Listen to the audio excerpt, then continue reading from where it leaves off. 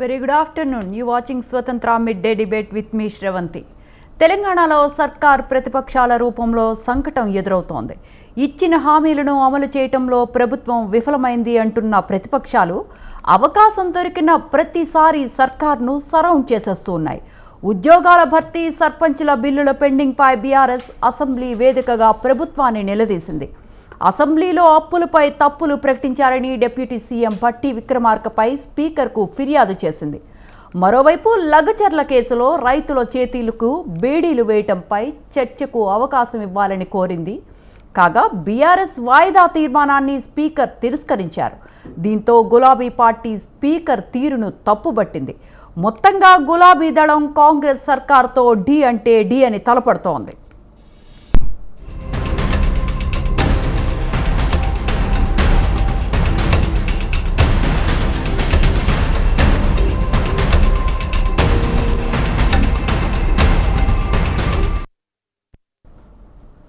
Right, బయటే కాదు assembly వేదికగా కూడా సర్కార్కు చుక్కలు చూపించాలనుకుంటోంది బీఆర్ఎస్. లగచర్ల మొదలు ఉద్యోగ నియామకాలు, డ్రగ్స్ ఇలా ప్రతి అంశంలోనూ ప్రభుత్వాన్ని నిలదీసేందుకు సిద్ధమైపోయింది. గులాబీ పార్టీ ఆరోపిస్తున్నట్లు ప్రభుత్వం ప్రతిపక్షాలకు చర్చించే అవకాశం ఇవ్వట్లేదా? అసెంబ్లీ వేదికగా అధికార పార్టీ అబద్ధాలు ప్రచారం చేస్తోందా? లేదా కాంగ్రెస్ చెబుతున్నట్లు బీఆర్ఎస్ కావాలనే ప్రతి విషయాన్ని రాజకీయం చేస్తోందా?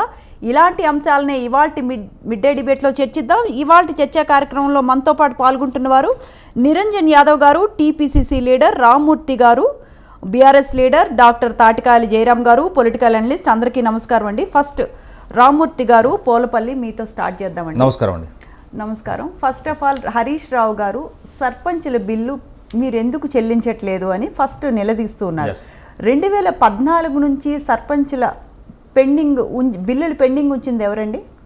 అంటే సర్పంచుల ఆత్మహత్యకు కూడా కారణం బీఆర్ఎస్ అని ఇప్పుడు సీతక్క కూడా ఆరోపించారు. లేదండి, సీతక్క అన్ని అబద్ధాలు చెప్తుంది. ఎందుకంటే ఒక స్టెప్ బై స్టెప్ మేము అభివృద్ధి చేసుకుంటూ పోయినాం. ఎందుకంటే ఇప్పుడు సర్పంచ్లకు ఎంత ఇచ్చినాం కూడా క్లియర్గా హరీష్ రావు గారు చెప్పడం జరిగింది.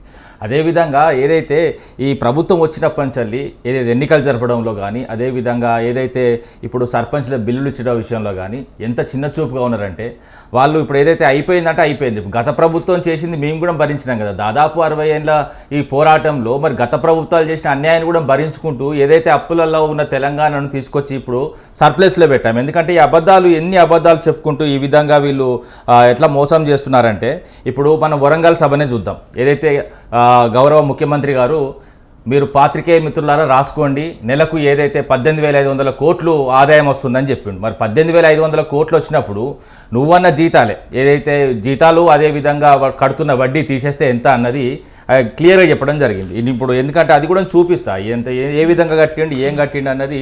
ఏదైతే కడుతున్న అప్పుల విషయంలో కూడా అబద్ధాలు చెప్పిండు. మొత్తం ఇది ఏదైతే హ్యాండ్ బుక్ కూడా రిజర్వ్ బ్యాంక్ ఆఫ్ ఇండియా ఇచ్చింది.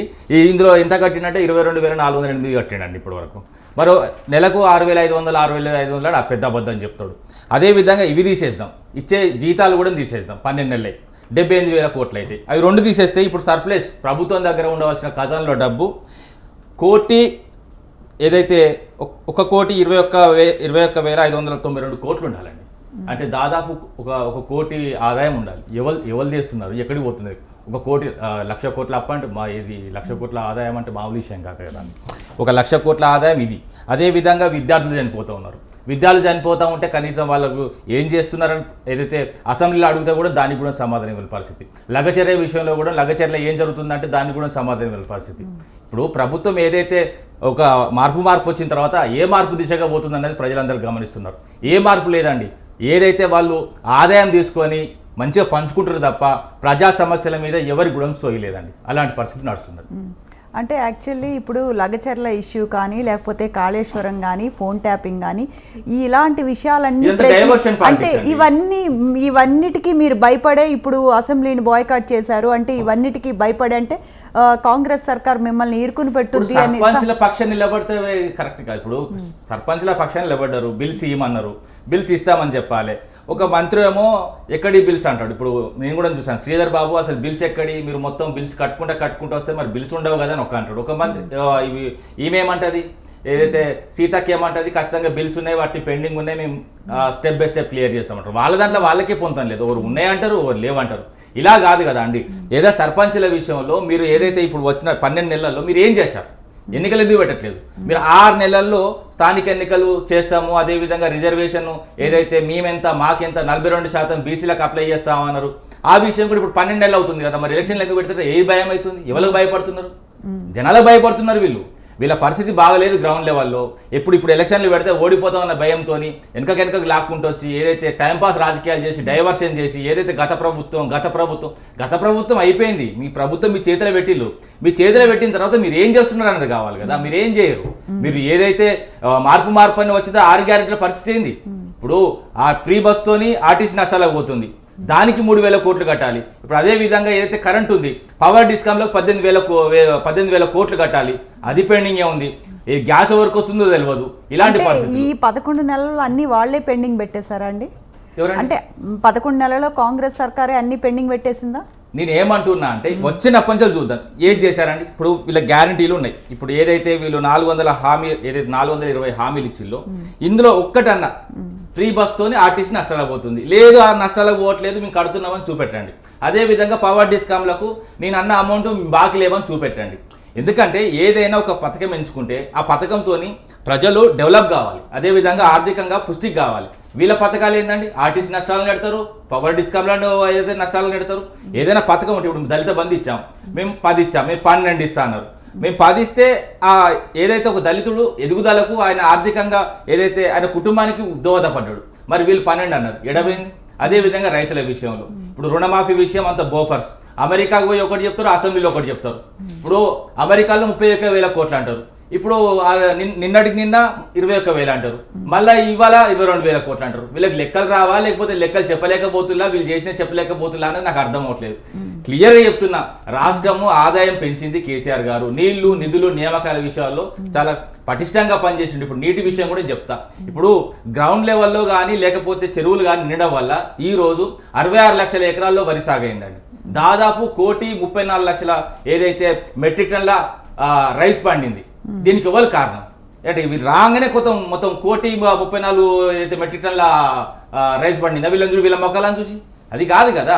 ఏదైతే భస్మాస్తుర హస్తం వీళ్ళది మామూలు హస్తం కాదు. వీళ్ళు వచ్చిన తర్వాత చూడండి, ఇప్పుడు ఆశా వర్కర్ల మీద ఎక్కడెక్కడ చేతులు వేస్తున్నారు. వీళ్ళ చేయి గుర్తు అంటే ఇదేనా అండి? అదేవిధంగా లగచర్లలో చూద్దాం, లగచర్లలో కూడా ఎక్కడ పడితే అక్కడ చేతులు వేసేళ్ళు. చేతి గుర్తు అంటే ఇదేనా? ఎక్కడ పడితే మహిళల మీద చేతులు వేసాడైనా వీడియోలు కూడా ఉన్నాయి. ఆ వీడియోలు ప్లే చేస్తే సభ్య సమాజం తలదించుకుంటుంది. అలాంటి పరిస్థితులు మహిళల పట్ల ఏ విధంగా ఇందిరమ్మ రాజ్యం అంటే ఇందిరమ్మ రాజ్యం ఓనమ్మ రాజ్యం అర్థం అవుతలేదు. ఇందిరమ్మ రాజ్యం అంటే ఒక మహిళే కదా, మరి మహిళల పట్ల మీరు ప్రవర్తించిన తీరేంటి? అదేవిధంగా పోలీసులతో కొట్టిస్తారు, బెటాలియన్ కానిస్టేబుల్ భార్యను అవమానిస్తారు. ఇలాంటి పరిస్థితులు మీరు ఎవరికి గౌరవం ఇచ్చిందండి? అదేవిధంగా ఇప్పుడు హాస్టల్ విద్యార్థులు కూడా చనిపోతూ ఉంటే కనీసం వాళ్ళు దొంగచాటుగా ట్రీట్మెంట్ చేస్తున్నారు. కంప్లీట్గా వచ్చి మీరు ధైర్యంగా చెప్పలేకపోతున్నారు. ప్రభుత్వం అట్టర్ ఫ్లాప్, అన్ని రంగాల్లో అట్టర్ ఫ్లాప్ అండి. రైట్, మనం నిరంజన్ యాదవ్ గారితో మాట్లాడదాం. టీపీసీసీ లీడర్ నిరంజన్ యాదవ్ గారు, నమస్తే అండి. నిరంజన్ యాదవ్ గారు నమస్తే అండి. నమస్తే అండి. యాక్చువల్లీ సీతక్క గారు పల్లె ప్రగతి నిధులు విడుదల చేయకపోవటం మూలంగానే సర్పంచ్ బిల్లులు పెండింగ్ ఉన్నాయంటే దానికి దీనికి సంబంధం ఏంటండి?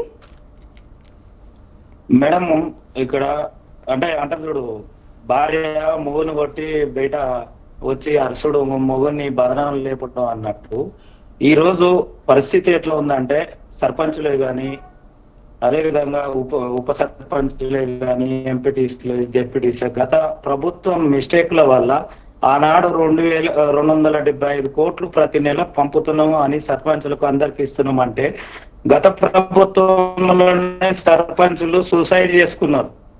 అది మనం అర్థం చేసుకోవాలి. గత ప్రభుత్వంలోనే ఆనాడు ధర్నాలు చేసిండు, సర్పంచులు బిల్లులు రావట్లేదు అని ధర్నాలు చేసిండు. కావాలంటే ఇప్పుడు కూడా వీడియోలు చూడండి. గత ప్రభుత్వంలో అంటే ఆనాడు సెప్టెంబర్ గానీ అక్టోబర్ గానీ నవంబర్ గానీ ఎలక్షన్ లేదు కదా, ఆ రోజు లేకున్నది కదా, టిఆర్ఎస్ ప్రభుత్వమే ఉన్నది కదా. సర్పంచ్లకు గేట్ల కాడ ఉంచి అసలు కనీసం ఎమ్మెల్యేల దగ్గరికి పోవడానికి కూడా సర్పంచ్లకు అర్హత లేనట్టు ఆ రోజు కాంట్రాక్టులకు అప్పచెప్పి మొత్తం దండుకొని వదిలేసి ఆ బాధ్యతను కూడా ఈ రోజు కాంగ్రెస్ ప్రభుత్వం శిరసా వహిస్తూ వాళ్లకు నచ్చజెప్తుంది. నచ్చచెప్పి ఇవ్వబోతుంది, ఇస్తుంది కూడా. ఒకటేసారి అమ్మంతము కొన్ని వేల కోట్లు అప్పులు చేసి పార్టీ అంటే ఇప్పుడు ఎలక్షన్ ఉంది అని చెప్పేసి పార్టీ ఫండ్ను అనే రూపంలో కాంట్రాక్టర్లకు మొత్తం ఇవ్వకుండా ఎగ్గొట్టి 6-7 నెలల నుంచి ముందు గవర్నమెంట్ అంటే అంటే నిరంజన్ గారు బిల్లులు ఇవ్వకుండా నిరంజన్ గారు ఒక్క నిమిషం అండి. అయితే ఇప్పుడు మీరన్నట్టే కాంట్రాక్టర్లకు కోట్లు ఇస్తున్నారు, సర్పంచులు బకాయిలు చెల్లించడానికి 12,000 ప్రాబ్లం అని 12,000 కోట్లు ఏదైతే వీళ్ళు సర్పంచులకు 6,000 కోట్లు ఇవ్వడానికి 600 కోట్లు ఇవ్వడానికి వస్తలేదు వీళ్ళు. అంటే హరీష్ రావు గారు కూడా ఇందాక అదే ప్రశ్నించారు. అంటే కాంట్రాక్టర్లకు కోట్లు ఇస్తున్నారు, సర్పంచులకి బిల్లులు చెల్లించడానికి వీళ్ళకి ఏంటి ప్రాబ్లం అని.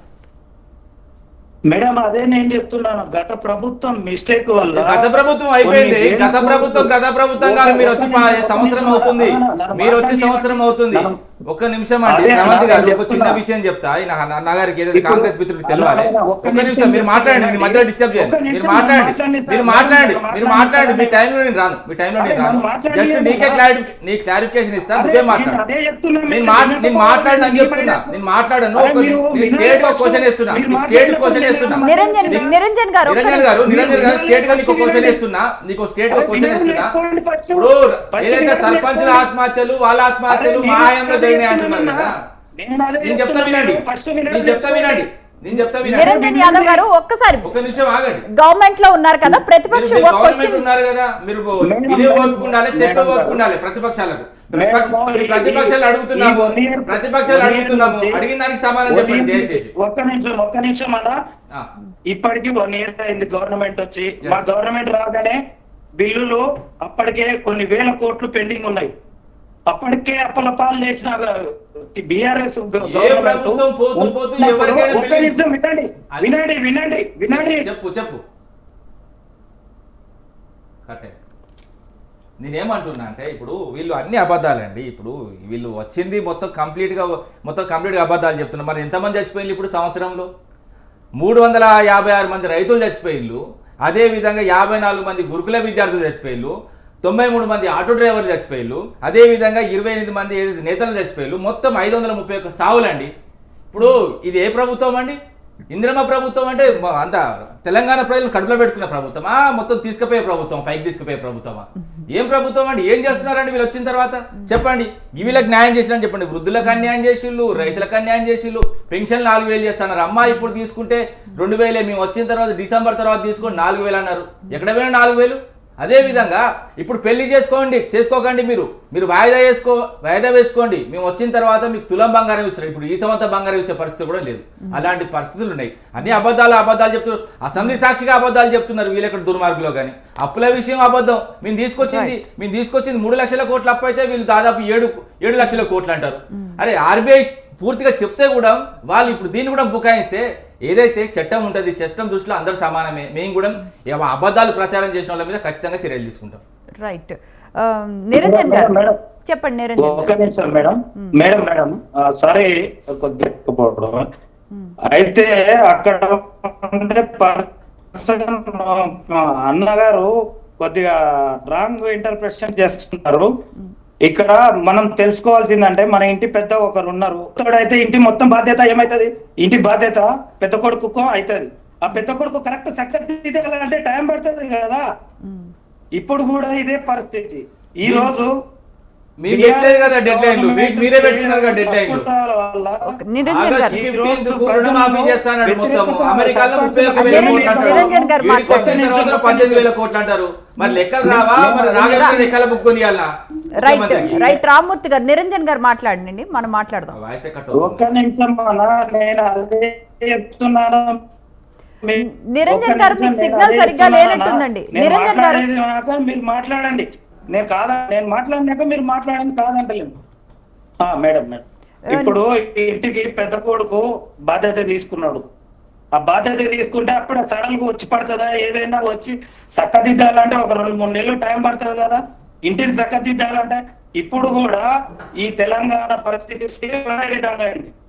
తెలంగాణ పరిస్థితి అప్పుల రాష్ట్రం చేస్తే దాన్ని చక్కదిద్దుకోవడానికి టైం పడుతుంది. తొందరపాటు అనేది కాదు, దాన్ని నిందలు మోపడం కాదు, లేదంటే అసెంబ్లీలో తప్పులు చేసినవి అన్ని బయటపడతాయని క్వశ్చన్ చేయగలుగుతారు. ఈ రోజు కేసీఆర్ గారు రాలేదు, ఎందుకు రాలేదు దానికి సమాధానం చెప్పాలి. ఈ తెలంగాణ ప్రజలకు బాధ్యత ఉన్న ఒక మాజీ సీఎం, బాధ్యత ఉన్న పర్సన్ చెప్పాల్సిన నైతిక బాధ్యత ఉంది. దానికి హరీష్ రావు గారు కూడా చెప్పాలి, కానీ చెప్పట్లేదు, బైకాట్ చేస్తున్నారు. అది కూడా మనం అర్థం చేసుకోవాలి. ఈ రోజు తెలంగాణ ప్రజలు చూస్తున్నారు, ప్రతి ఒక్కరిని గమనిస్తుంటారు. ఈ రోజు మనం ఏదో తప్పు చేసి చక్కర చేసి ఏదో మాయమాట చేసేసి ఇంట్లో మొగుని బయట ఇంట్లో కొట్టేసి బయట పోయి రద్దు చేసినట్టు కాదు కదా. ఈ టీవీ ఛానల్ నుంచి కూడా మనం అర్థం చేసుకోవాలి. టైం పడుతుంది దేనికైనా. ఇప్పుడు గత 1 year నుంచి చేసిన బిల్లులు ఏమైనా పెండింగ్ ఉన్నా చూపియండి, లేవు కదా. 1 year నుంచి బిల్లులు ఏమేమి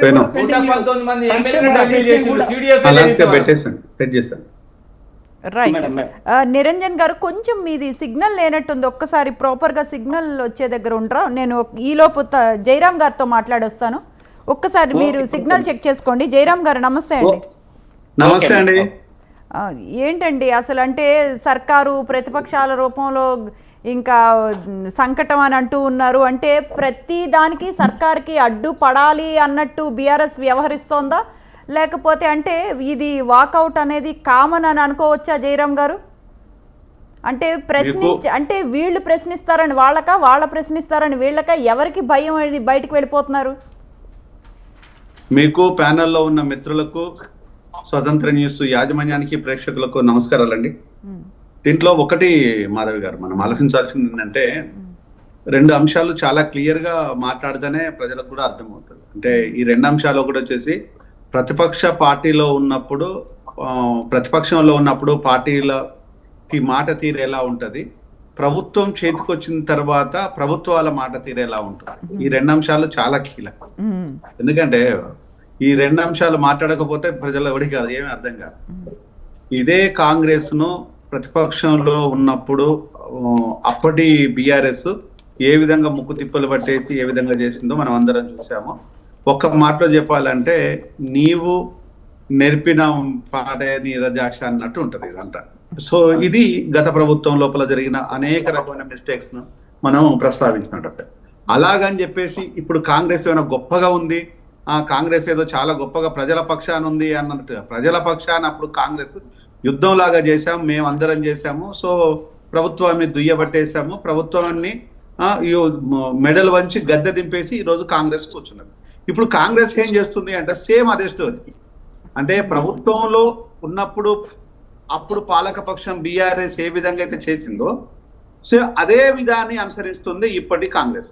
అంటే నథింగ్ బట్ డిఫరెన్స్. అందుకోసమే పార్టీల అంశాలు, ప్రభుత్వ అంశాలు. పార్టీలుగా ఉన్నప్పుడు వీళ్ళు ఏం, ప్రతిపక్షంలో ఉన్నప్పుడు ఏం మాట్లాడతారు అంటే, వీళ్ళుగా విప్లవ వీరుల్లాగా, ప్రజల పక్షాన ఉండే అన్నల్లాగా, తమ్ముల్లాగా, ప్రజల పక్షాన మేమే ఉండి కొట్లాడుతున్నట్టుగా, బట్టలు చింపేసుకొని రోడ్ల మీద పడుకున్నట్టుగా డ్రామా ప్లే చేస్తారు.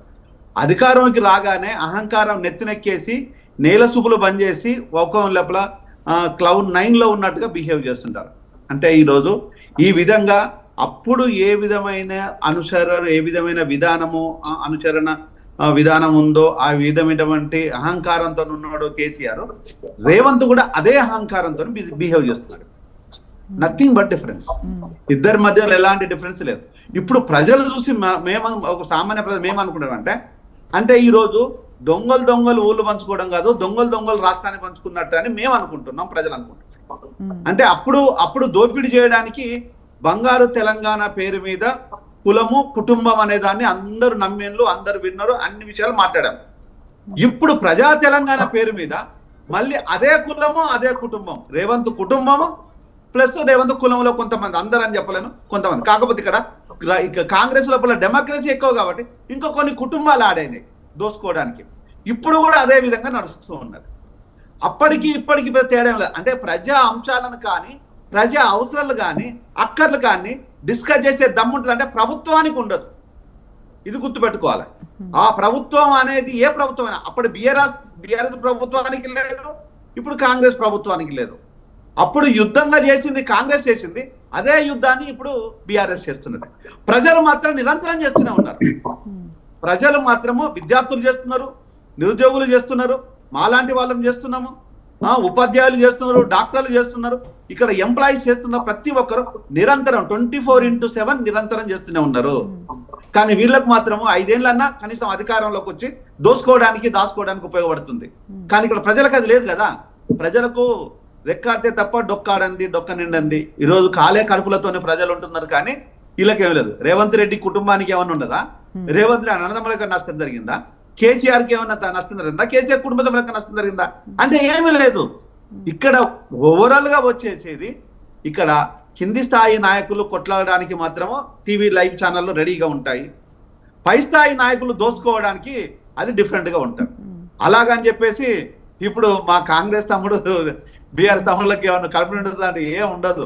కొట్లాడడానికి మాత్రమే జెండాలు వేసుకొని చేకొట్టడం పనికి వస్తారు. దోసుకునే టీం అంతా మళ్ళీ దొంగల టీం వేరే ఉంటది. అప్పుడు బంగారు తెలంగాణ పేరు మీద దోసుకున్న విధానానికంటే ఇప్పుడు అంతకంటే రెట్టింపు విధానం లోపల ప్రజా తెలంగాణ లోపల ఇంకా కొన్ని రెట్టింపు కుటుంబాలు దోసుకునే ప్రోగ్రాం పెట్టింది. అంటే జయరామ్ గారు వీళ్ళకు దమ్ము ధైర్యము వీళ్ళకి ఎప్పుడూ లేదు. జయరామన్న మేము తీసుకొచ్చిన అంటే మీరు అంటున్నారు కరెక్టే, నేను కొన్ని మీతోనే ఏకీభవిస్తా. కానీ చాలా విషయాల్లో ఎందుకంటే ఇప్పుడు జరిగింది కూడా మీరు చెప్పాలి. ఎందుకంటే విజ్ఞులు మీరు అన్నీ తెలుసు. మీకు మేము చేసిన అప్పులు చేసి మేము ప్రాజెక్టులు కట్టినాం, మేము చేసిన అప్పులు చేసి మెడికల్ కాలేజీలు కట్టినాం, మేము చేసిన అప్పులు చేయబట్టి ఏదైతే కొత్త ఆసుపత్రులు వచ్చినాయి, అదేవిధంగా వీళ్ళు 90,000 కోట్ల అప్పు తీసుకొచ్చిళ్ళు. అదేవిధంగా రాష్ట్ర ఆదాయము వీనన్న విషయం ఎందుకంటే మీకు క్లియర్గా చెప్తాను, ఎందుకంటే మీరు లైవ్లో కూడా వినిపిస్తా. అబద్ధాలు ఏ విధంగా చెప్తున్నారు. కానీ వరంగల్ నేల అన్న మీది కూడా వరంగలే, కానీ వరంగల్ నేల అబద్ధాలు ఆడినది. దొంగల నోటకెళ్ళి కూడా నిజాలు చెప్పిస్తుంది. ఇప్పుడు ఏ విధంగా నిజం చెప్పిండో చూడండి. అన్నగారు మీరు అబద్ధాన్ని కప్పుపుచ్చుతున్నారు అనేది లైవ్ లో ప్రతి ఒక్కరికి అర్థమైంది. ఒకటి రెండోది మీరు అర్థం చేసుకోవాల్సింది ఏంటంటే ఇక్కడ జయరామ్ అన్న గారు కూడా ఒక్క నిమిషం ఆగండి. మేము నిరంజన్ గారు ఒక్క నిమిషం, మేము జాబ్ చేస్తున్నాం. నిరంజన్ గారు ఒక్క నిమిషం నిరంజన్ గారు ఒక్క నిమిషం విందాం. 18,500 కోట్లు ఆదాయం వస్తున్న అదే 18,500 కోట్లలో 6,500 కోట్లు దాదాపుగా ప్రభుత్వ ఉద్యోగులకు జీతాలు పెన్షన్ల కింద పోతున్నాయి. ఇంకొక 6,500 కోట్లు కేసీఆర్ చేసిన 7 లక్షల కోట్లకు అప్పు చేసిందే 3 లక్షల కోట్లు పోతున్నాయి.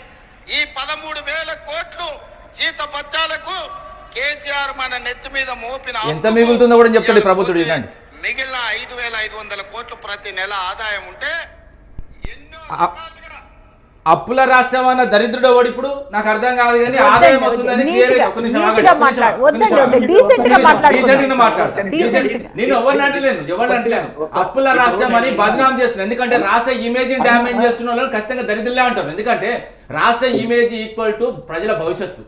నీకు రాష్ట్ర ఇమేజ్ ఎంత కాపాడితే నేను అన్నగారు అంటారు మన కుటుంబ పెద్ద అన్నటోడు ఏం చేయాలంటే కుటుంబాన్ని ఏదైతే దాన్ని ఇమేజ్ని కాపాడాలి, ఇమేజ్ని డ్యామేజ్ చేయద్దు. ఎందుకంటే వస్తున్న ఆదాయం ఒక నిమిషం ఆగిపోయా మొత్తం నేను చెప్పిన తర్వాత నువ్వు కంప్లీట్ చేయి. నేను చెప్పిన తర్వాత కంప్లీట్ చేయి. 18,500 ఒక్క నిమిషం ఆగండి. 18,500 కోట్లు అన్నాడు. చెప్పేది వినండి. దొంగంటే భుజాలు నేనేం చేయలేను. రాష్ట్రం ఆదాయం వస్తున్నదని బహిరంగ సభలు చెప్తాడు, అసెంబ్లీలో అబద్ధాలు చెప్తారు. అది నోరా లేకపోతే మూసినది ఏంటిది? అది నేను చెప్తా. మీరు ఒక నిమిషం ఆగండి. సబ్జెక్ట్ డైవర్ట్ చేయకండి. ఒక నిమిషం ఆగండి. సబ్జెక్ట్ డైవర్ట్ చేయకండి. ఒక నిమిషం ఆగండి. చెప్తా వినండి. 18,500 కోట్లు అంటే నెలకు 18,500 కోట్లు అంటే నెలకి సంవత్సరానికి ఎంత అవుతుందండి? 2,22,000 కోట్లు అండి. దాదాపు 2 లక్షల కోట్లు.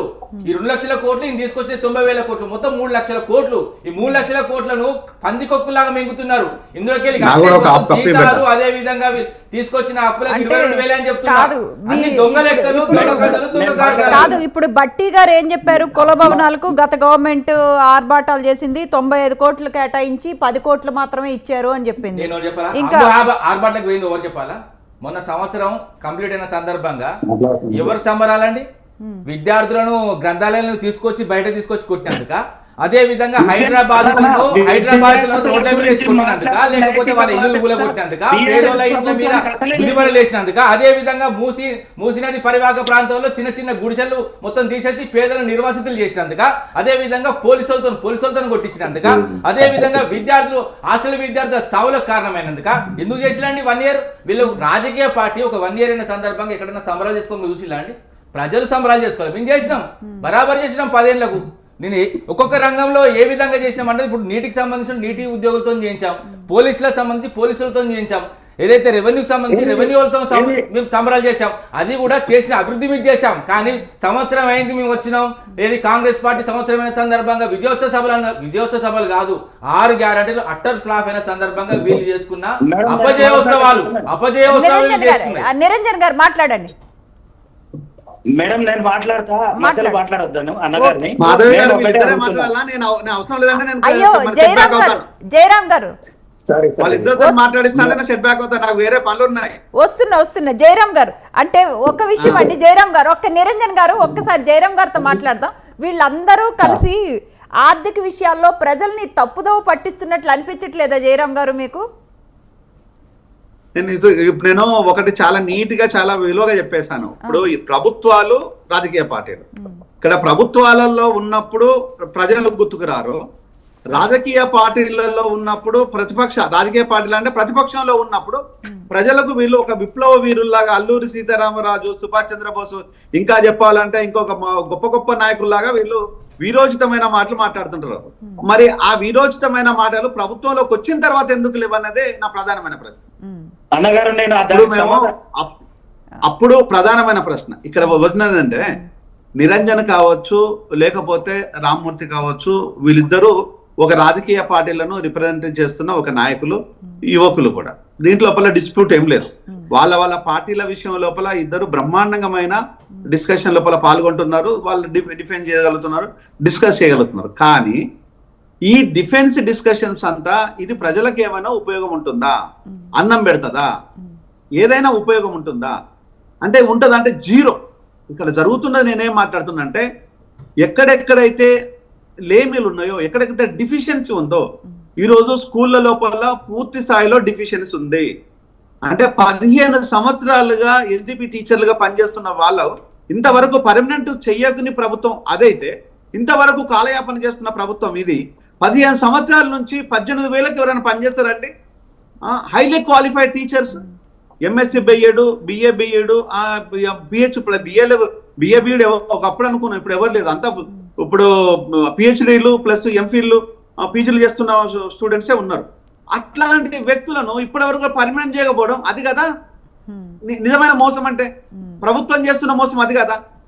అప్పటి ప్రభుత్వము 2000 నేను చాలా సందర్భాల్లో చాలా వేదికలు చెప్తాను, 2014 వరకు మనకు ఆల్కహాల్ మీద వచ్చిన ఆదాయము 12,000 కోట్లు అయితే, ఇప్పటి గత ప్రభుత్వం వరకు ఎండైన ఆదాయం 50,000 కోట్లు, ఇప్పటి ప్రభుత్వానికి ఆదాయం వచ్చేసి 65,000 కోట్లు. ఈ 65,000 కోట్ల ఆదాయాన్ని తీసుకొచ్చేసి ఇది రేవంత్ రెడ్డి కుటుంబం తాగుతా రాలేదు ఈ ఆదాయము. సామాన్యుడు, నిరక్షరాస్యులు, నిరుపేదలు ఈరోజు అదే రెక్కాడితే డొక్కాడిన వాళ్ళు కల్తీ మద్యమం దాగిపించేసి వాళ్ళని చంపేసి దానిపైన ఆదాయ వనరులు వెతుకుంటున్నాయి ప్రభుత్వాలు. దాని కదా మనం బాధపడాలి. 65,000 కోట్లు అకాడమిక్ ఇయర్ అయిపోలేదు ఇంకా ఇది 65. ఇంకా నేను చెప్తాను రామూర్తి. ఇంకా నెక్స్ట్ వచ్చేసి ఈ 65,000 కోట్లు కాకపోను అప్పుడు ఇప్పుడు కూడా బెల్ట్ షాపుల మీద 1,00,000 కోట్ల ఆదాయం, ఇప్పుడు 1,00,000 పైచీలకు ఎక్కువ అయిపోయింది బెల్ట్ షాపుల మీద. ఈ బెల్ట్ షాపులని ఎవడివి? దీని వెనకాల ఎవడు ఉంటాడో మనం అందరిగా. మళ్ళీ అదే రాజకీయ పార్టీలు, అదే నాయకులు, కథా కార్ఖానా. ఎక్కడ ఎవడు అధికారంలో ఉంటే వాడు వెనకాల బెల్ట్ షాపుల వెనకాల ఉంటాయి. అంటే ప్రజలను నిలువున దోసుకొని చంపేసి ఉండాలి. కానీ ఇంత చేస్తున్నా కూడా మరి ప్రభుత్వ హాస్పిటళ్ళు ఏమైనా బాగుంటాయంటే అది లేదు. ఈరోజు ప్రభుత్వ హాస్పిటళ్ళు నిర్వీర్యమైపోయినాయి, మందులు కూడా ఖరాబ్ అయిపోయినాయి. దాని గురించి మాట్లాడరు. నెక్స్ట్ వైద్యం గురించి మాట్లాడరు, విద్యార్థుల చావుల గురించి మాట్లాడరు. మిగతా విషయాలు చాలా విషయాలు మాట్లాడడానికి మనకు టైం సరిపోదు. విద్యార్థులు 50 మంది అండి, ఏం పాపం చేశారండి వాళ్ళు? 50 మంది విద్యార్థులు చచ్చిపోతే, 50 మంది విద్యార్థులు చచ్చిపోతే ఆ 50 మంది కూడా ఈరోజు ఏం మాట్లాడలేని పరిస్థితి. ఆ కుటుంబాలు ఏమైనా రోడ్డు మీదకి వచ్చాయా? ఆ పాపం వీళ్ళదే కదా, ఆ పాపం ప్రభుత్వాందే కదా. మరి అప్పుడు ఇప్పుడు విద్యార్థులు చచ్చిపోతూనే ఉన్నారు. నిరంతరం చచ్చిపోతుంటే విద్యార్థులు ఈరోజు మాట్లాడాల్సింది దాని వెనకాల మళ్ళీ ఉంది. ఇప్పటి ప్రభుత్వం ఏం చెప్తుంటే ఓ కుట్ర కోణాన్ని వెలుగులోకి తీసుకొస్తారు. ఏమన్నంటే కుట్రకోణం ఈ కుట్రకోణం డ్రామా. ఒక నిమిషం రామ్మూర్తి, కుట్రకోణం డ్రామా ప్రభుత్వం ఆడుతూ ఉంది. అంటే ఎప్పుడు కూడా దాటివేతే ధోరణి ప్రభుత్వాలకు ఉంటుంది. అంటే అప్పటి ప్రభుత్వం కూడా సేమ్ ఇదే స్టోరీ చేసింది, ఇప్పటి ప్రభుత్వం అదే చేస్తున్నది. అంటే ఈ రోజు చేస్తున్నది పెద్ద వింతేం లేదు. మీకు ఒక చిన్న ఎగ్జాంపుల్ ఇచ్చి బంద్ చేస్తాను. అంత బాగానే ఉంది అనుకుందాము, మరి ఈ మూసీ నది పేరు మీద పరివాహక ప్రాంతాన్ని ప్రక్షాళన పేరు మీద మూసిన పేరు మీద ఎవ్వరికి రాని టైం ఇవ్వని టైం ఒక తిరుపతి రెడ్డికి రేవంత్ రెడ్డి ఎందుకు ఇస్తున్నాడు? దానికరా రేవంత్ రెడ్డి కొంచెము బాధపడాలి, ఇబ్బంది పడాలి, సిగ్గుపడాల్సింది. నీ అన్నకు టైం ఇచ్చినోడివి ప్రజలు కూడా టైం ఇస్తే వాళ్ళు కూడా కోర్టుకు పోతారు కదా. అంటే ఇది కులం అంటే అది, కుటుంబం అంటే అది. నేను కుటుంబంలో ఈ కులంలో కానీ కుటుంబంలో కానీ అధికారంలో ఉన్నప్పుడు ఎవ్వడికి ఎలాంటి ఇబ్బంది రాదు. వాళ్ళు సస్యశ్యామలంగా గౌరవంగా 3 పూలు 6 కాయలాగా బతుకుతుంటారు.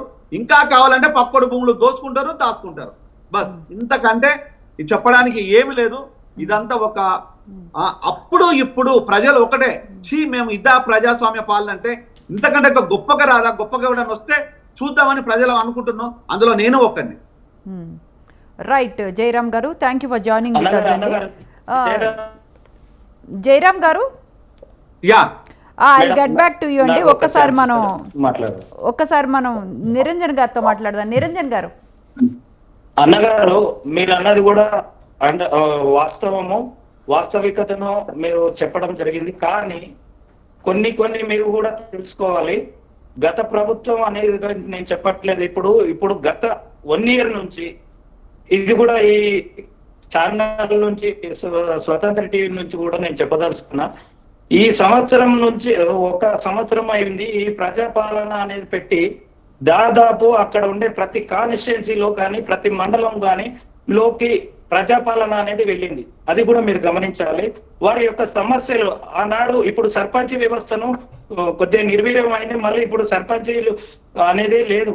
ఇప్పుడు మీరు కూడా అర్థం చేసుకోవాలి. ప్రజాపాలన అనే వ్యవస్థను తీసుకొచ్చి రేపొద్దున సర్పంచులు జరగక ముందు ఏమైతుందనేది నిర్వీర్యం కాకుండా ప్రజాపాలనను తీసుకొచ్చి కలెక్టర్లకు, ఎంఆర్ఓలకు, ఎంపీడీఓలకు అటాచ్ చేశాం. ఇంకోటి స్కూల్ అది తప్పిదమే. వాస్తవం చెప్పాలి, వాస్తవికతతో మాట్లాడాలి. తప్పిదమే, కానీ దాన్ని నిరంజన్ గారు మీకు సిగ్నల్ లేదండి. మొత్తం ప్రకటన పాలన, మొత్తం ప్రకటనలు పొద్దుగాల నుంచి సాయంత్రం వరకు మొత్తం ప్రకటనలే. యూట్యూబ్లలో ప్రకటనలే, పేపర్లలో ప్రకటనలే, హైదరాబాద్ ప్రతి పిల్లర్ కు ప్రకటనల పాలన, ప్రకంపాల పాలన. మీరు చేసిన దేవుళ్ళ మీద ఓట్లయితే మొత్తం ప్రకంపాలే వస్తున్నాయి. భూమే భరించలేకపోతుంది అబద్ధాలను. రేవంత్ రెడ్డి అబద్ధాలను దేవుడు భరిస్తలేడు, భూమి భరిస్తలేదు. ఈ తెలంగాణలో ఎక్కువ ద్రోహం చేసింది తెలంగాణ ఉద్యమకారులను ద్రోహం చేసిన పార్టీ ఏదైనా ఉందంటే అది కేవలం బీఆర్ఎస్ పార్టీ. ఇట్లా నేను ఈ రోజు అసెంబ్లీ గురించి ఇందిరా గాంధీ, దత్తత గాంధీ కుటుంబం శ్రీలాగా దాపరించిన తెలంగాణ కొట్లాడి తెచ్చుకున్నాం తెలంగాణ. ఏం మామూలు ముచ్చట అనుకుంటున్నారా? ఎవరు మీ నాయకులు ఎవరు? ఒక 4-5 తప్ప. మీరు ఎక్కడ పడుతున్నారు? తెలంగాణ బరాబరి బ్రిటిష్ మీద కాంగ్రెస్ లీడర్లు కొట్లాడిల్లు. అట్లా బ్రిటిష్ మీకు జాలి చూపెట్టించిపోయిందా? నాకు అర్థం కాదు. కొట్లాడిల్లో మీరు భాగస్వామ్యం ఉన్నది కాబట్టి వచ్చింది. అదే విధంగా మొత్తం తెలంగాణ యావత్ కేసీఆర్ గారు వెంట నడిచిండు. కేసీఆర్ గారు లేకపోతే తెలంగాణ లేదు. ఆఖరికి పార్టీ పేరు కూడా లేదు. టీపీసీసీ అని టీ పెట్టుకున్నారంటే ఆ టీ కూడా కేసీఆర్ చలవాలనే. తెల్లారు లేస్తే కేసీఆర్ గారి కాలు పడి తెచ్చి మీద పోసుకోవాలి. అన్నగారు మీకు అర్థమవుతుందా? అరే బలిదేవత అన్నోడే ఇప్పుడు ముఖ్యమంత్రి ఉన్నాడు. అరే నేను అంటలేను కదా, బలిదేవతలను ముఖ్యమంత్రి. కాంగ్రెస్ ఎక్కడ ఉంటే అక్కడ అవినీతి ఉంటుంది అన్నాడు. ఇప్పుడు అధికారంలో ఉన్నాడు ముఖ్యమంత్రి. కాంగ్రెస్ పాలన నేను అనలేదు కదా, కాంగ్రెస్ పాలన ఎక్కడ ఉంటే అక్కడ అవినీతి పాలన ఉంటుంది. వాళ్ళు అవినీతి పరులు, A to Z స్కాములు చేసిన వాళ్ళు. ఆ పార్టీ చాలా డేంజర్ పార్టీ అనేది నేను కాదు, రేవంత్ రెడ్డి. బలిదేవత అని పేరు ఏదైతే పేరు పెట్టింది నేను కాదు, రేవంత్ రెడ్డి. అంటే ఆ పార్టీలో ఉంటే ఒక మాట, ఈ పార్టీలో ఉంటే ఒక మాట, అంటే నీ ఇష్టం ఉన్నట్టు, నీకు అధికారం ఉంటే ఏదైనా మాట్లాడతావు, నోరా తాటి మాట. మేడం రామమూర్తి అన్న గారు మీ టైం ఇచ్చినప్పుడు మీరు సరే మాట్లాడండి. నిరంజన్ గారు నా టైం కొంచెం ఇచ్చినప్పుడు సిగ్నల్ వచ్చే నేను దగ్గర మాట్లాడండి. మాట్లాడండి నా నిరంజన్ గారు. టైం ఇచ్చినప్పుడు నేను మాట్లాడతాం, మీరు మధ్యలో రాకండి. ఇగో మీ పార్టీకి సిగ్నల్ లేదు, మీకు సిగ్నల్ లేదు, మీ పార్టీకి సిగ్నల్ లేదు, మీకు సిగ్నల్ లేదు. మాట్లాడనివ్వండి నిరంజన్ గారు మాట్లాడండి. మీరు ప్రజలతో సిగ్నల్ కోల్పోయింది, మీ బ్లూటూత్ కట్ అయింది, మీ బ్లూటూత్ ప్రజలతో కట్ అయింది. నిరంజన్ గారు మాట్లాడండి అంటే బీఆర్ఎస్ వాళ్ళు నిరంజన్ గారు నిరంజన్ గారు బీఆర్ఎస్ వాళ్ళు ఇంకోటి ఆరోపిస్తున్నారు, ఇంకా రేవంత్ రెడ్డి గారి పని అయిపోయింది, రాహుల్ గాంధీ గారు కూడా అపాయింట్మెంట్ ఇవ్వట్లేదు అంటున్నారు. మరి ఇక్కడ రామ్మూర్తి గారు కూడా అదే అంటున్నారు. చెప్పండి నిరంజన్ గారు. మేడం గత 1 year నుంచి వాళ్ళు 10 ఏళ్లలో ఒక్క సంవత్సరం చేసిన విధానాలను చెప్పమను. నేను 1 year నుంచే విధానాలను, పార్టీ పనిచేసిన విధానము, ప్రభుత్వం వచ్చినాక పనిచేసిన విధానం, ఇప్పుడు వ్యక్తుల మీద కాకుండా అరెస్టుల పాలన, ఆత్మహత్యల పాలన, ఆటో డ్రైవర్లను పొట్టలు పెట్టుకునే పాలన, అదే విధంగా వృద్ధులను చంపే పాలన, విద్యార్థులను చంపే పాలన, నిరంజన్ గారు ఊలగొట్టే పాలన. మాట్లాడండి నిరంజన్ గారు, వినపడుతోందా? రైట్. జయరామ్ గారు చెప్పండి మాధవ్ గారు. కాదు, ఇప్పుడు వీళ్ళు లగచర్ల ఘటనపై డిస్కస్ చేస్తారు అంటే స్పీకర్ టైం ఇవ్వట్లేదు అని గోల్ చేస్తున్నారు. వీళ్ళేమో సభా హక్కుల ఉల్లంఘన కేసేమో బట్టి విక్రమార్క మీద పెట్టారు.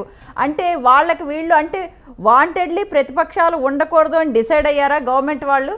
అంటే ప్రతిపక్షాలేమో వాళ్ళ మీద, వాళ్ళేమో వీళ్ళ మీద, అసలు ఏం జరుగుతోందండి? అంటే కావాలనే గొడవ పెట్టుకుంటున్నారా? మీరు ఇందాక చెప్పినట్టు రైతు సమస్యలు, ఈ అంటే గురుకులాల్లో విద్యార్థులు మరణాలు, ఇవన్నీ వీళ్ళకి పట్టట్లేదేమోనండి.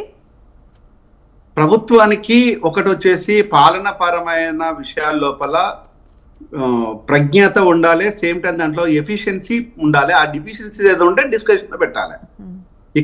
ఇక్కడ విషయానికి వచ్చినప్పుడు ఓన్లీ దాటవేత కార్యక్రమాలు మాత్రమే ఉంటున్నాయి. అంటే ఎప్పుడు కూడా పాలన, నిజంగా పాలకులు అనే వాళ్ళు ఏం చేయాలంటే డిస్కషన్ పెట్టాల్సిందే, ఉంచాల్సిందే, ప్రతిపక్షాన్ని గౌరవం ఇవ్వాలి, ప్రతిపక్షం చేత మాట్లాడిపియాలి, ప్రతిపక్షం తప్పులు చెప్తుందా అబద్ధాలు చెప్తుందా అది మీరు పరిశీలన చేయాలి. ప్రజల పక్షాన ఉన్నదా లేదా అన్నదాన్ని మేము కూడా మాట్లాడుతుంటాం. మీరు అసెంబ్లీలో మాట్లాడినంత మాత్రాన ప్రజలేమి చూడరు కదా, మేమే కదా మాట్లాడితే చూడదు.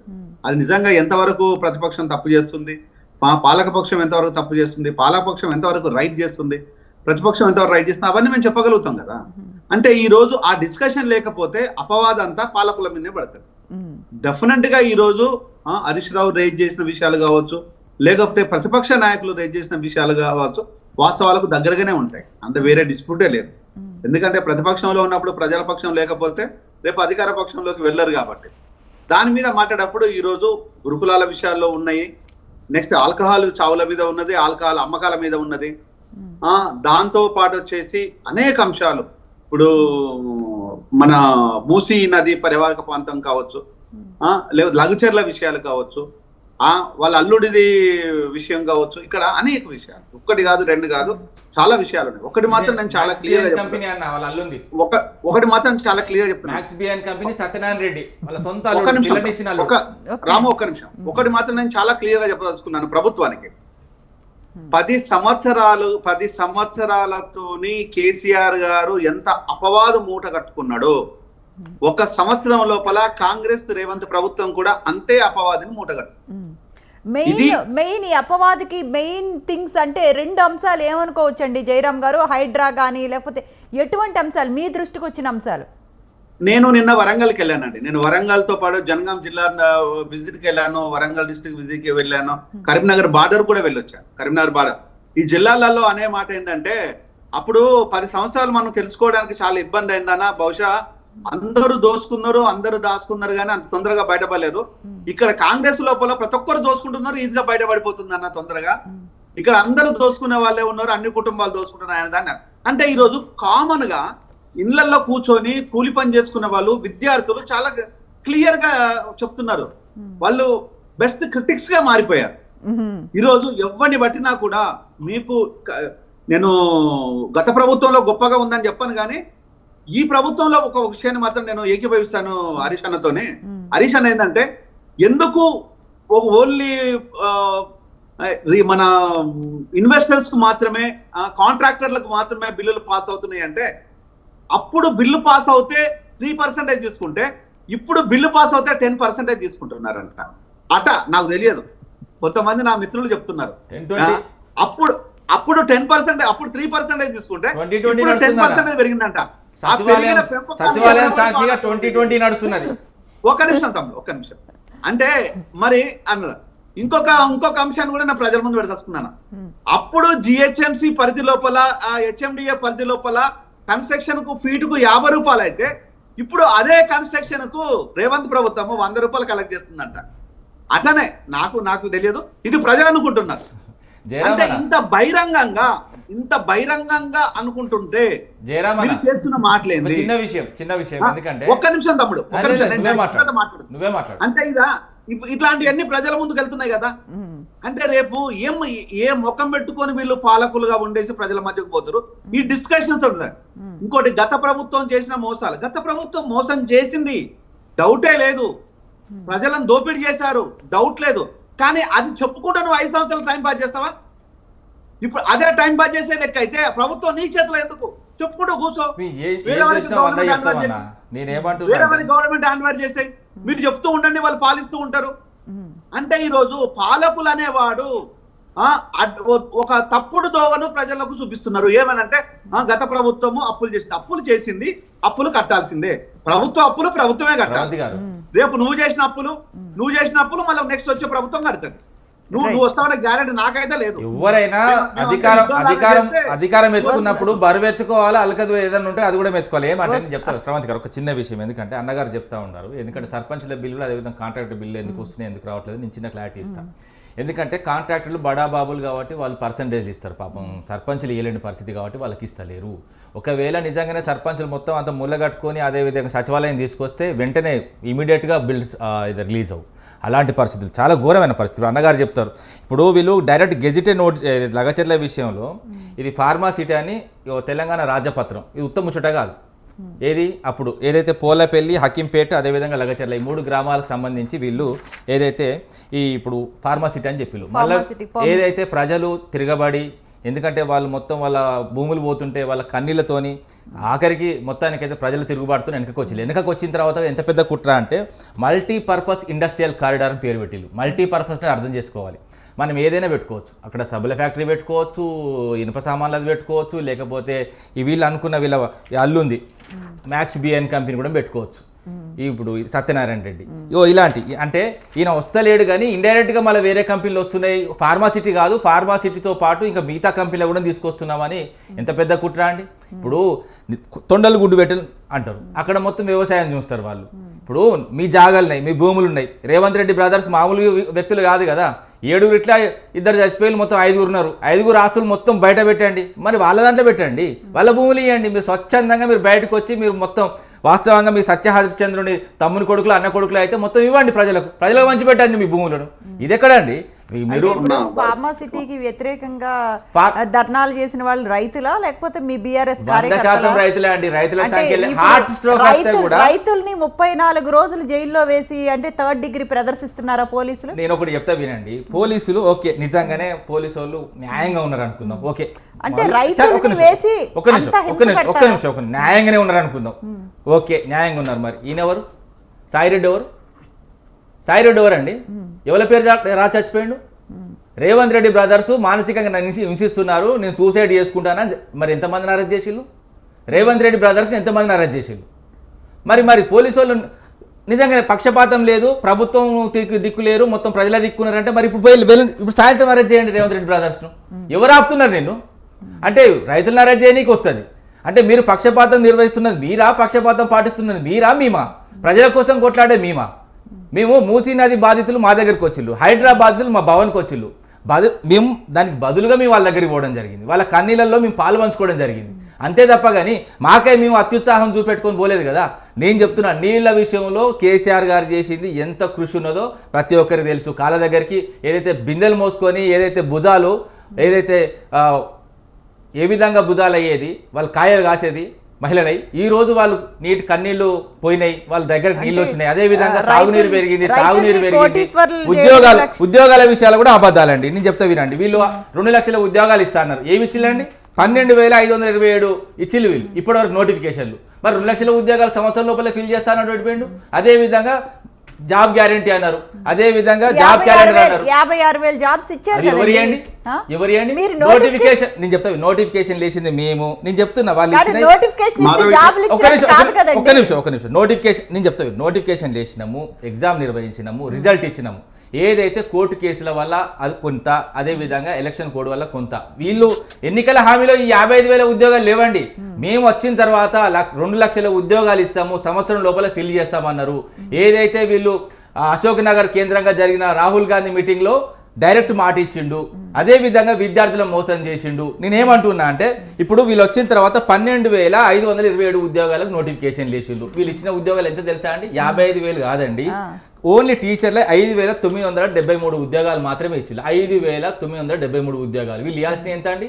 దాదాపు 95,000 ఉద్యోగాలు, 195,000 ఉద్యోగాలు ఇంకా వీళ్ళు పెండింగ్ ఉన్నారు. ఇలా ఉన్నారు పరిస్థితి. 1 కాదు 2 కాదు, 2 లక్షల ఉద్యోగాలను అట్లా చెప్తే అయిపోతుందా? చెయ్యాలి. ఏదైతే ఒక మాట ఇచ్చినప్పుడు ఆ మాట మీద నిలబడాలి. ఎన్ని చెప్పిళ్ళు? 1 2 విద్యార్థులు ఫారెన్ పోతే 20 లక్షలు ఇచ్చినాం. వాళ్ళు ఎంత అన్నాడు? 25 లక్షలు ఇస్తా అన్నారు జయరామ్ అన్న. వాళ్ళు 20 ఒక్క విద్యార్థికి చూపెట్టండి, ఒక్క విద్యార్థికి చూపెట్టండి. అంటే చదువుకోవద్దా? పేదోడు చదువుకోవద్దా ఫారెన్ పోయి? అంటే వీళ్ళ కొడుకులు, వీళ్ళ బామ్మర్దులు, వీళ్ళ అల్లుళ్ళు మొత్తం కంపెనీలు పెట్టుకోవచ్చు, మొత్తం దోపిడీ చేసుకోవచ్చు. మూసీ నది పరివాహక ప్రాంతంలో పెద్ద పెద్ద కంపెనీలు ఇచ్చుకోవచ్చు. అదేవిధంగా అదాని వచ్చి రాత్రి కూర్చొని లంచ్ చేస్తే దాదాపు ఎన్ని వేల కోట్లు తీసుకున్నారో లంచం అది కూడా తెలియదు. అమెరికాలో డైరెక్ట్ దొరికిపోయింది కదా లంచాలు ఇచ్చి నేను కాంట్రాక్ట్ దొబ్బుతానని. అదానికి అదే విధంగా ఏదైతే ఈ రేవంత్ రెడ్డికి ఉన్న సంబంధాన్ని మొత్తం క్లియర్గా అర్థమయ్యే రాహుల్ గాంధీ దగ్గర రాణిస్తలేడు. చూస్తాను. జయరామ్ గారు చెప్పండి. అంటే ఇప్పుడు 55,000 ఉద్యోగాలు ఇవ్వలేదని కదా ఇచ్చిండ్రు. అది ఎందుకంటే వాళ్ళ నోటిఫికేషన్ వాళ్ళు ఇచ్చిండ్రు, వాళ్ళు ఇస్తాన 55,000 ఉద్యోగాలు కావాలి అన్న. జయరామ్ అన్న వాస్తవాలు మాట్లాడుకుందాం. 2 లక్షల ఉద్యోగాలు గివి కావు. గివి అయితే 55,000 మాత్రం 5,000 ఉద్యోగాలే ఉన్నాయి. ఒక్క నిమిషం. ఇప్పుడు ఈ విషయం ఏంటంటే దాన్ని అట్లా మనం చేయడానికి లేదు. ఉద్యోగాలు ఎవరిస్తే వాళ్ళు ఉద్యోగాలు ఇవ్వడానికి మీకు స్పేస్ ఉంది, ఎందుకు ఇవ్వలేదు? అరే స్పేస్ కాదన్నా, సరిపోలేదా? మీరు కూడా అన్ని తెలిసిన వాళ్ళు, మీరు ఒక డాక్టరు, మీరు ఇప్పుడు ఆరోగ్య వ్యవస్థ ఎట్లా ఉందో మీకు తెలుసు. ఏ విధంగా సెలైన్ ఉన్నప్పుడు సెలైన్ ఉన్నాయి, ఉన్నప్పుడు ఏదైతే స్పెషల్ డ్రగ్స్ ఉన్నాయి, సూసైడ్ చేసుకుంటే స్పెషల్ డ్రగ్స్ ఉన్నాయి. ఇప్పుడు ఆయన కనీసం టాబ్లెట్ స్టోర్ కూడా లేడు కదన్న హాస్పిటల్లో. ఇప్పుడు ఇక్కడ కాంగ్రెస్ లో లేరు. ఇప్పుడు మన ఇద్దరు సేపు మాట్లాడుకుంటే వేస్ట్ గానే. నేను చెప్పేది ఒకటే, ఇక్కడ విపరీతమైన మెడికల్ కాలేజీలు పర్మిషన్లు పట్టుకొచ్చేసిండ్రు, సంతోషం. దాన్ని నేను ఆ మెడికల్ కాలేజీలను ఎప్పుడు సమర్థించలేదు. ఆ మెడికల్ కాలేజ్ అంటేనే ఒక దోపిడితో సమానము. ఆ కాలేజీలను కాదు, ఫస్ట్ హాస్పిటల్ మీద కాన్సన్ట్రేషన్ చేద్దామని చెప్పాను. నేను చెప్పి ఎందుకు హాస్పిటల్ మీద కాన్సన్ట్రేట్ చేద్దామంటే హాస్పిటల్ తోని ఓపీ పెరుగుతుంది అంటే అక్కడ సర్వీసెస్ పెరుగుతాయి, అక్కడ ప్రజలకు రిక్వైర్మెంట్ సర్వీస్ వస్తే అప్పుడు మెడికల్ కాలేజ్ వస్తే విద్యార్థులకు ప్లస్ అక్కడ పెడుతున్న ప్రజలకు ఉపయోగం ఉంటుంది. అంతే తప్ప ఒకవేళ కాలేజీలు పెడితే ఓన్లీ బిజినెస్ యాక్టివిటీ ఉంటుందని చెప్పాను. ఇప్పుడు అదే జరుగుతుంది. ఏ కాలేజీల్లో కూడా సఫిషియంట్ స్టాఫ్ లేదు, ప్రొఫెసర్లు లేరు, అసిస్టెంట్ ప్రొఫెసర్ లేరు, అసోసియేట్ ప్రొఫెసర్ లేరు, నర్సులు లేరు, కనీసం ఎంబీబీఎస్ డాక్టర్లు కూడా లేరు. అంటే ఈరోజు సఫిషియంట్ స్టాఫ్ లేకపోవడం గల కారణం ఏంది అంటే అడావుడిగా కాలేజీలు మాత్రమే పెట్టుకున్నారు. మరి ఈ రోజు అదే సిద్దిపేట కాలేజీ విషయానికి వస్తే అడావుడిగా నువ్వు హరీష్ రావు పోయి ఓపెన్ చేసిండు. మరి ఆ ఓపెన్ చేసిన బిల్డింగ్ లోకి హాస్పిటల్ షిఫ్ట్ చేయాలి కదా. మరి అడావుడిగా నువ్వు ఎందుకు ఓపెన్ చేసావంటే బోర్డు పెట్టాలి, నా పేరు ఉండాలి అనే దాన్ని. అంతే. ఈ రోజు వీళ్ళకు ఓన్లీ ఖ్యాతి మాత్రమే కావాలి, ప్రజలకు సర్వీస్ మాత్రం వద్దు. నేను చాలా స్ట్రైట్ చెప్తున్నాను. రేపు మీరు చేయాల్సిన పని ఏంటంటే సిద్దిపేట హాస్పిటల్ను కొత్త బిల్డింగ్ కి దాన్ని షిఫ్ట్ చేయండి. ఆ కొత్త బిల్డింగ్ షిఫ్ట్ చేసినట్టయితే ప్రజలకు పూర్తి వసతులు ఉంటాయి. అక్కడ ఇన్ఫ్రాస్ట్రక్చర్ పాడైపోతున్నది, అది నేను వెళ్ళి చూసి వచ్చాను. బ్రహ్మాండమైన బిల్డింగ్ కట్టేసి ఆ బిల్డింగ్ లోకి ఎందుకు షిఫ్ట్ చేయడం లేదు? ఓ పాడుపడ్డ బిల్డింగ్ లో ఎందుకు వస్తున్నారు? ఇక్కడ సరిపోతలేదు బిల్డింగు. ఆ విషయం అందరికీ తెలుసు, హరీష్ కి అయితే చాలా క్లియర్ గా తెలుసు. మరి డిమాండ్ చేయాలి కదా ప్రభుత్వాన్ని అది అడగాలి కదా, ఎందుకు అడుగుతలేడు అంటే ఈరోజు మీకు జనగాంలో బిల్డింగ్ లేదు, అనేక ప్లేసులలో బిల్డింగులు లేవు. ఇక్కడ బిల్డింగ్ ఉన్న దగ్గరికి ఎందుకు షిఫ్ట్ చేయటం లేదు మరి? అంటే ఈ రోజు ప్రభుత్వంలో ఉన్నప్పుడు ఒక మాట మాట్లాడుతున్నారు, ప్రభుత్వంలో లేకపోతే ఇంకొక మాట మాట్లాడుతున్నారు. రాజకీయ పార్టీలు ప్రతిపక్షంలో ఉన్నప్పుడు ఒక మాట, ప్రభుత్వంలో ఉన్నప్పుడు ఒక మాట. ఈ రెండు నాలుకల ధోరణితోని ప్రజలు విసికి వేసారుతున్నారు. అలాగని చెప్పేసి నిరంతరం ప్రజలు ఈ రెండు పార్టీలనే పట్టుకొని వేలాడరు. రేపు అనేక ప్రాంతీయ పార్టీలు వస్తే ఇంకొక కొత్త పార్టీలు రావచ్చు, లేకపోతే కొత్త తరం నాయకత్వం రావచ్చు, లేకపోతే బీజేపీ రావచ్చు, లేకపోతే ఇంకొక పార్టీ రావచ్చు. అనేక అంశాలు కూడా ముడిపడవచ్చు. వాళ్ళు కాకపోతే మాకే చేస్తారే అనే దానికి లేదు. దాన్ని మనము స్పష్టత అనేది ప్రజల పక్షాన మనం మాట్లాడగలిగితే, దానిపైన స్టాండ్ తీసుకుంటే డెఫినెట్ గా ప్రభుత్వం అనేది దిగొస్తది. అంటే జయరామ్ గారు అన్ని రూల్స్ కి విరుద్ధంగా వెళ్తూ ఉన్నట్టుంది. అంటే బీఏసీలో చర్చించకుండానే అసెంబ్లీలో అజెండాని ఖరారు చేయటం ఎంతవరకు కరెక్ట్ అని కూడా చాలా మంది ప్రశ్నిస్తూ ఉన్నారండి. అంటే కాస్త రూల్స్ కి విరుద్ధంగా వెళ్తున్నారు అనుకోవచ్చా మనం? కాస్త రూల్స్ కు విరుద్ధం కదండి, టోటల్ రూల్స్ కు విరుద్ధమే. కాస్త విరుద్ధం కాదు, ప్రభుత్వం చేతిలో ఉంది కదా. ప్రభుత్వం చేతిలో ఉంటే వీళ్ళు ఇష్టానుసారంగా ఏది మాట్లాడినా చెల్తది, ఏ డ్రామా అన్నా చెల్తది, ఏమైనా మనం చెయ్యొచ్చు, ఏదైనా మాట్లాడవచ్చు అనేది ఒక అహంకార పూరితమైన ఆలోచన తప్ప ఇది ప్రజా శ్రేయస్సు కోసం తీసుకున్న ఆలోచన మాత్రం ఆలోచన ఎంత మాత్రం లేదు. కాదండి, నిన్న మొన్న ఒకడో ట్రైబల్ స్త్రీగా ఎంతో గొప్ప పేరున్న మేమంతా కూడా ఒక వరంగల్ వాసులుగా సీతకు మంచి గౌరవాన్ని ఇచ్చేవాళ్ళం. ఈ రోజు సీతక్క ఏం మాట్లాడుతుంది అంటే విద్యార్థుల సావులకు ప్రవీణ్ కారణం అంటారు, బీఆర్ఎస్ కారణం అంటారు. అంటే ఎంత దిగజారిన వాక్యం అది, ఎంత దిక్కుమాలిన వాక్యం అది. కొండ సురేఖ అట్లే మాట్లాడుతుంటది. అంటే ఈ మాట్లాడడం మీ తప్ప, మాట్లాడిస్తున్న మీ నాయకుడు డ్రామా ప్లే చేస్తున్నా మీ ద్వారా. ఈరోజు ఏమనుకోవాలి, ప్రజల మనుషులా? లేకపోతే ఈ రోజు మంత్రుల్లోనే వ్యక్తులకు ఓన్లీ ఏందని అంటే వాళ్ళ అవసరాలకు, వాళ్ళ అక్కర్లకు వాళ్ళు ఏ విధంగా దోచుకోవాలి అంటే, ఒకప్పుడు రాజకీయ మొన్నటి వరకు ఉన్న ప్రభుత్వం లోపల దోపిడీ అనేది కొంతమంది పరిమితం అవుతే అందరికీ విస్తరణ, అంటే ప్రజాస్వామిక బద్దంగా దోచుకోవడం మొదలు పెట్టిండ్రు. అంటే ఈ రోజు ప్రజాపాలన అనేది ఒక మోసం, ఆ రోజు బంగారు తెలంగాణ అనేది ఇంకొక మోసం. ఈ రెండు మోసాలే అనేదాన్ని ప్రజలు చాలా క్లియర్ గా గుర్తు తెచ్చుకుంటున్నారు, అడుగుతున్నారు, ఇప్పుడు డిస్కస్ చేస్తున్నారు. మాలాంటి వాళ్ళు మేము విలేజ్లలోకి పోతే అది క్లియర్ గా అడుగుతున్నారు. ఆ విషయాన్ని రాజకీయ నాయకులు ఇప్పటికైనా మీరు కళ్ళు తెరిచి ప్రజల పక్షాన ఉండమని నేను ఒక సలహా ఇస్తున్నాను. ఆ తర్వాత మీ కర్మ అనుకోండి. అంటే జయరామ్ గారు, అంటే ఇప్పుడు మన కేటీఆర్ గారిని ఫార్ములా 1 రేస్ ఆ వ్యవహారంలో 50 కోట్ల వ్యవహారంలో అరెస్ట్ చేసే అవకాశం ఏమైనా కనపడుతోందా మీకు? అంటే 55 కోట్లు యాక్చువల్లీ జయరామ్ గారు, ఎందుకంటే ఇప్పుడు మొన్న అల్లు అర్జున్ విషయంలో కూడా కాస్త కక్షపూరిత ధోరణిలో వ్యవహరించారు అన్న విధంగా మనం చూస్తూ ఉన్నాము. అంటే ఇది మీ వరకు ఎంతవరకు కరెక్ట్ అనిపించింది? మీకు ఇంకో విషయం తెలుసా? చెప్పండి. కేటీఆర్ అరెస్ట్ చేస్తే తిరుపతి రెడ్డిని కూడా అరెస్ట్ చేయాలి, కేటీఆర్ అరెస్ట్ చేస్తే కొండలరెడ్డిని కూడా అరెస్ట్ చేయాలి, కేటీఆర్ అరెస్ట్ చేస్తే అనేక మంది రేవంత్ రెడ్డిని అరెస్ట్ చేయాలి. ఫస్ట్ రేవంత్ రెడ్డి అరెస్ట్ చేయాలి, నోట్ల కట్టలతో బ్యాగులు పట్టుకొని వచ్చిన దొంగను అరెస్ట్ చేయాలి. ఒక్క నిమిషం అంత ఇంత సినిమా ఉందా ప్రభుత్వం? అదేం లేదు. అరెస్ట్ చేస్తామనే అనేది ఒక డ్రామా, ఇది పెద్ద డ్రామా. కేటీఆర్ అరెస్ట్ చేస్తానంటే కేటీఆర్ కూడా అరెస్ట్ చేయమని చెప్తున్నాడు. అరెస్ట్ చేయమని చెప్తే మళ్ళీ ప్రభుత్వం అంటుంది తను ఉబలాట పడుతున్నాడు, కుతూహల పడుతున్నాడు అరెస్ట్ కావడానికి అంటారు. అరే భయ్, రెండు మీరే మాట్లాడుతున్నారు భయ్, అరెస్ట్ చేస్తామని మీరే అంటారు, అరెస్ట్ చేయమంటే అరెస్ట్ చేయడానికి కూడా మీరు డ్రామా చేస్తున్నారు. అంటే ఈ రోజు నేను మళ్ళీ చెప్తాను, మీరు దీన్ని హెడ్ లైన్ లో పెట్టేసి ఒక వీడియో కట్ చేసి పెట్టండి. నేను క్లియర్ గా, దొంగలు రాష్ట్రాలను పంచుకొని ఏలుతున్నారు తప్ప రాష్ట్ర ప్రయోజనాలు ఎక్కడ లేవు.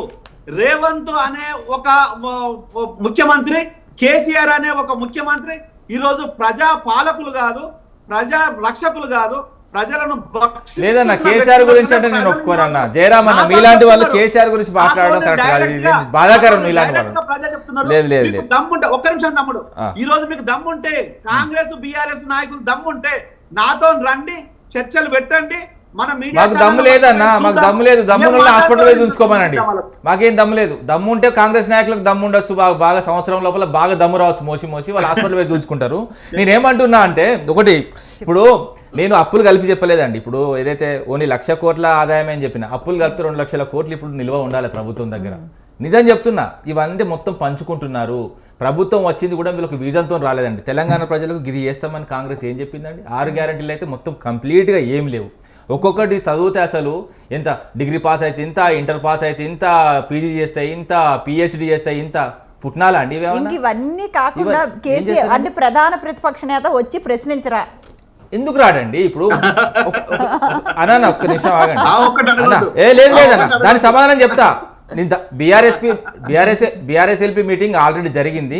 కేటీఆర్ గారు అందరూ హాజరైనలు. కేసీఆర్ గారు కూడా ఆయన సూచన మేరకే నడుస్తున్నది తప్ప మేము వేరే ఏం లేదు. కేసీఆర్ గారు లాస్ట్ అసెంబ్లీకి వచ్చిళ్ళు, ఈ అసెంబ్లీకి కూడా వస్తారు. మీరు ఏం టెన్షన్ పడకండి. ఎందుకంటే ప్రభుత్వం వచ్చిన తర్వాత ప్రభుత్వాన్ని ప్రశ్నించడానికి ఆల్రెడీ ఉన్నారు. ఆయన ఆరోగ్యరీత్యా కొంత రెస్ట్లో ఉన్నాడు. ఒక పెద్ద మనిషిని గౌరవించే విధానం కూడా మనం కూడా నేర్చుకోవాలి. ఎందుకంటే రా చూసుకుందామని వరంగల్లో మాట్లాడినట్టు కాదండి సభల. ఎందుకంటే ఇది కబడ్డీ కాదు, ఖోఖో కాదు. ఒక రాజ్యాంగబద్ధమైన ఒక అసెంబ్లీ ఏ విధంగా గౌరవించుడు, అసెంబ్లీలో ఏ విధంగా కేసీఆర్ గారు మాట్లాడు, ఏ విధంగా ఏదైతే పరిపాలన చేసిండు, ఏ విధంగా రాష్ట్రం సుభిక్షంగా చేసిండు అన్నది మన అందరికీ తెలుసు. ఇప్పుడు ఎవరెంత మాట్లాడుకున్నా కళ్ళు మూసుకున్నా కనబడేది కేసీఆరే. ఇప్పుడు తెల్లారు లేస్తే కూడా ఎన్నిసార్లు కలవరిస్తారండి? ఇప్పుడు అధికారం కోల్పోయిన తర్వాత కూడా వీళ్ళు 10 సంవత్సరాలు ప్రతిపక్షంలో ఉన్నారు కదా. ఇప్పుడు అధికారం వచ్చిన తర్వాత కూడా తెల్లారు లేస్తే కేసీఆర్ రావాలి. కేసీఆర్ ఎందుకు కోరుకుంటున్నారు తెలుసా అన్న జయరామన్న? కేసీఆర్ గారు సూచనలు కావాలంటే, ఒక్క నిమిషం, కేసీఆర్ గారు సూచనలు సలహాలు కావాలంటే మేము అసమర్థులం అని ఒప్పుకున్నట్టే. మా వల్ల అయితే లేదు, మాకు మొయ్యనీకి అయితే లేదు. సరే దిగు, కుర్చీ పక్కకు జరుపు. నువ్వు అసమర్థులు అని నువ్వు ఒప్పుకుంటున్నావు కదా క్లియర్గా. కేసీఆర్ రావాలంటే మరి నిన్నెందుకునేది ఎందుకు? గాడి పనులు తోడు ఇంకా అర్థం కాదు. కానీ రైట్. ఇవాళ చర్చా కార్యక్రమంలో పాల్గొన్నందుకు డాక్టర్ తాటికాయల జయరాం గారు పొలిటికల్ అనలిస్ట్, రామ్మూర్తి గారు పోలిపల్లి బీఆర్ఎస్ లీడర్, నిరంజన్ యాదవ్ గారు TPCC leader. Thank you for sharing your participating and debate. That's all for today's midday debate. Stay tuned to Swatantra.